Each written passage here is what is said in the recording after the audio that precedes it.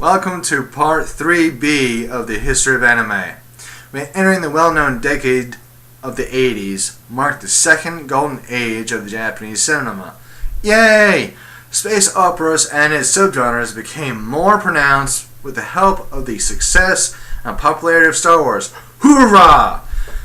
Like Space Battleship Yamato from '74 was revived as a theatrical film. Mobile Suit Gundam from '79 was revived as a theatrical film in '82. Gatchaman was reworked as G-Force in '86. The Macross series began with the Super Dimension Fortress Macross in '82, which was adapted to English as the first arc of Robotech in '85, which was created from three separate titles. First was the Super Dimension Fortress Macross, second, Super Dimension Cavalry Southern Cross, and third, Genesis Climber Mosipita. The sequel to Mobile Suit Gundam was Mobile Suit Zeta Gundam in 1985. It became the most successful real robot space opera in Japan. The Yamato animator Yoshinori Kanada allowed his key animators that were working under him to put their own style of movement into their animations as means to save money. Thus, a more altruistic form of anime and many more was made on the basis of individualist animation style unique to Japanese commercial animation.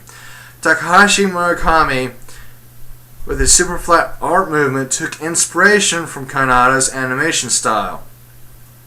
While the space operas and the subgenres were revamping their early works and creating new works, a Japanese subculture formed, solidified, and labeled themselves as otaku, or it all depends on how you pronounce it, otaku. This created the need and demand for anime magazines for the fans. Mags like Anime Age and New Type were created. The otaku subculture became more pronounced with Mamoru Oshii's adaptation of Rumiko Takahashi's popular manga Urusei Yatsura in 1981. Yatsura made Takahashi a household name, and Oshii would break away from fan culture and take more altruistic approach with his 1984 film Urusei Yatsura 2 Beautiful Dreamer. This break with the otaku culture will allow Oshii to experiment further. The otaku subculture has some effect on the people who are entering the industry around this time. The most famous of these people were the amateur production group Diacon Films, which would later become Gainax. Gainax began making films for the Diacon science fiction conventions were so popular in the otaku community that they were given a chance to helm the biggest budgeted to that point anime film, Royal Space Force: The Wings of Hominisi, in 1987. Nausicaa Valley of the Wind in 1984 is one of the most influential animes of all time. This film gave extra prestige to anime, allowing for many experimental and ambitious projects to be funded shortly after its release. Hayao Miyazaki, along with his longtime colleague Ayazo Takahata, to set up their own studio under the supervision of Toshio Suzuki, a former Anime Age editor. This studio would become known as Studio Ghibli. Its first film was Laputa Castle in the Sky, which premiered in 1986. It was one of Miyazaki's most ambitious films. The 80s brought anime to the home video market in the form of original video animation, or OVA for short. The first OVA was Mamoru Oshii's Moon-Based Delios in 1983 through 84. Yet, Delios was a complete flop, and yet, in 1985's Megazone 23 was a complete success.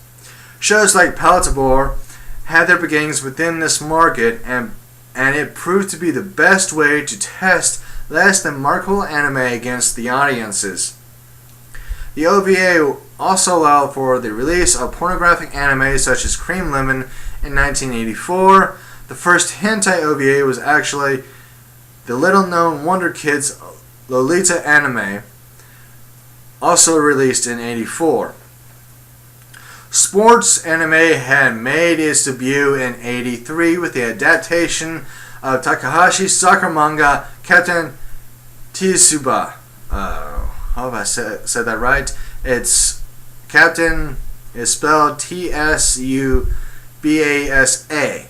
which became a first worldwide successful sports anime. It led the way to create a formula of themes and stories for other popular sports anime like Slam Dunk, Prince of Tennis, and Oddshell 21.